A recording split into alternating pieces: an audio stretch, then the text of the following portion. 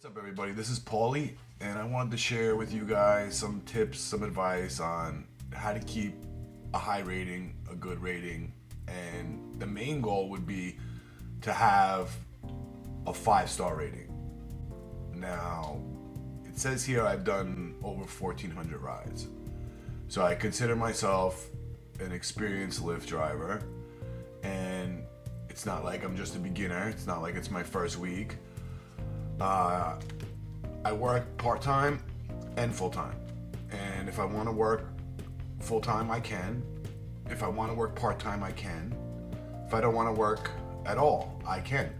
And that's the great thing about Lyft. It's basically an extra job. Or if you want it to be, it can be a primary job.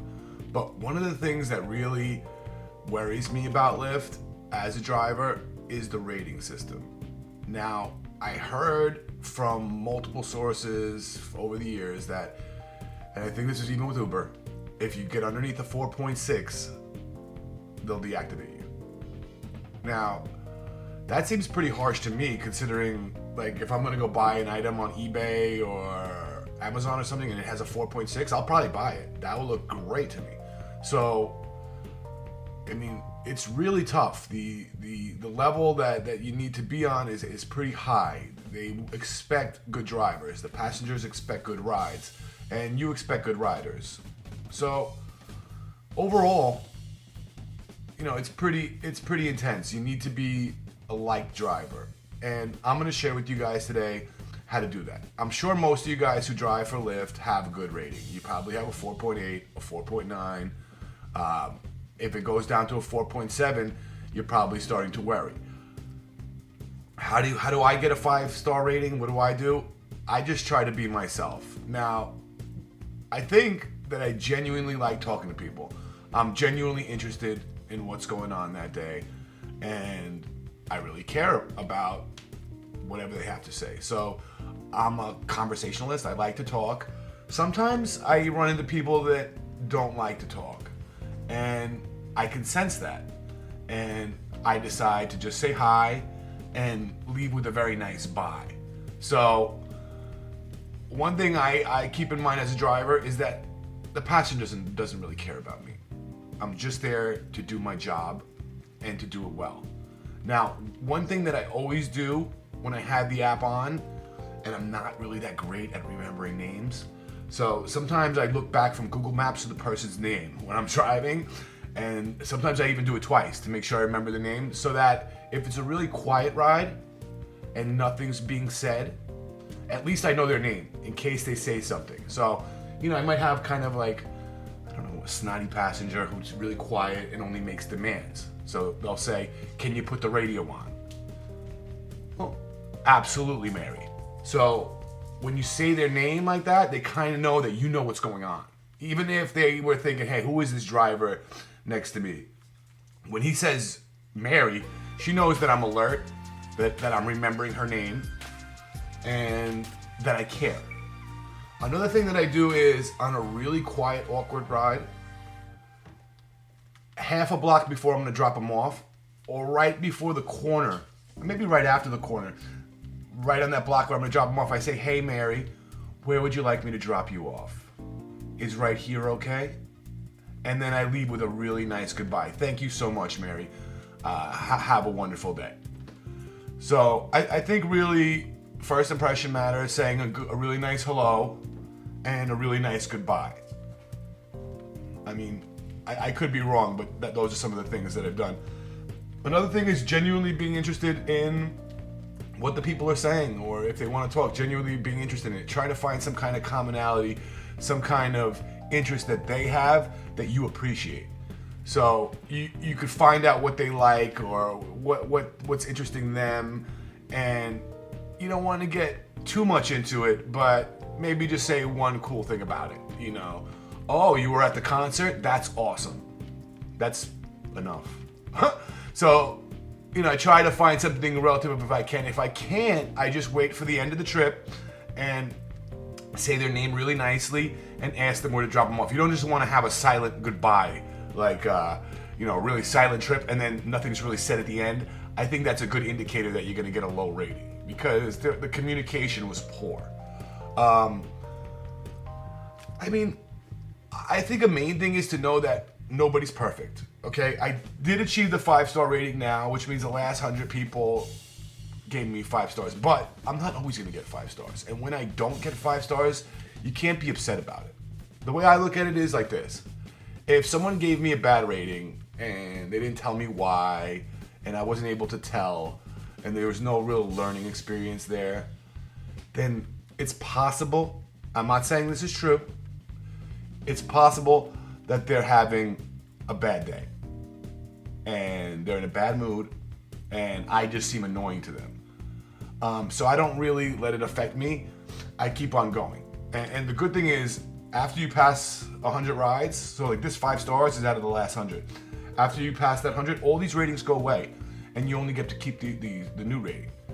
So if you're improving and you're getting better and better, the rating's only gonna go up. It's not gonna go down. And it's really tough. 4.6 is really tough. Could my rating go down and slip? Yes, it can, and it can slip dramatically.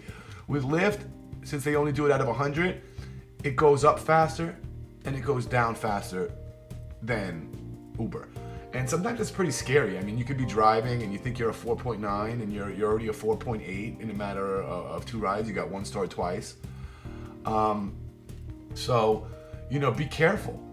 Be careful and check your rating. Check your rating once in a while. It's not something you just want to leave and forget about. It is really important, and it's one of the most important factors for keeping you up as a driver. Let me see what other advice. Be yourself. Be happy. Another thing is, I know something about myself. I'm not always cool. You know what I mean? I'm not the coolest guy there is. Sometimes I have a bad attitude, right? So there's certain times where I shouldn't be on the road, right? Maybe early in the morning if I'm super tired, or if I haven't eaten, or something. My personality can slip. It can drop. I can't stay perky for 75 hours in a row. It's just not possible. So I don't drive all the time. You know what I mean? Like if I'm not feeling up to it, I don't go force myself to go in a car to make, it's not something I want to do. I also think it's dangerous to go force yourself to drive when you're not feeling well. So I try to only do it when I'm really feeling up to it. And I think that should be reflective upon my rating, which right now it is. Anything else that really comes to mind, we can all talk about in the comments below. Any really cool tricks on how to get good rating. Another thing is, I never call them. Like, you could get to the house and you could start calling them right away, and you could sound really nice on the phone, but I'm past that point. I know I'm in the right spot. I know I'm coming out. In California, don't go driving in the alleyways when it says they're in an alleyway. They're not. I don't know how it is in your state. And when you make mistakes and you get a low rating because you made a mistake, accept that. Accept that. Be like, okay, I see what happened here. I pulled up, the door was locked. She tried to get in the car, and instead of unlocking the door, I scooted up 3 or 4 inches, and it just made for a bad first impression. That's why she 3-starred me. So try to look back on your experiences that were subpar, like if you got 3-starred or 1-starred or whatever. Try to look back on it and figure out why. And once you figure out why, say, you know what? Cool. I could see why she did that or he did that to me. Makes sense. Now, I'm gonna learn from it.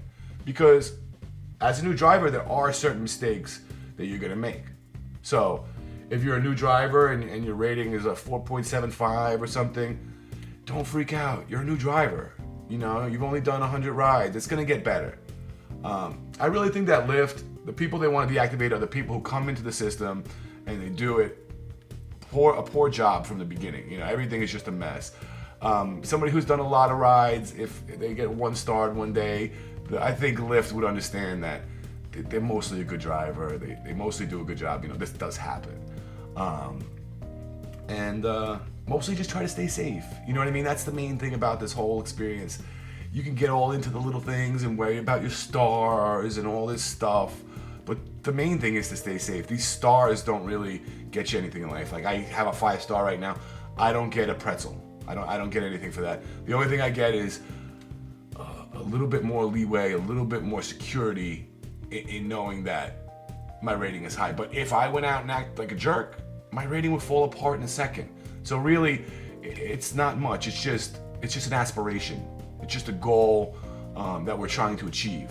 But it's kind of like getting an A on a fourth grade, homework. It doesn't really matter, but it matters. You know what I mean? So it's for yourself. It's to know that you're doing a good job and that you're constantly improving.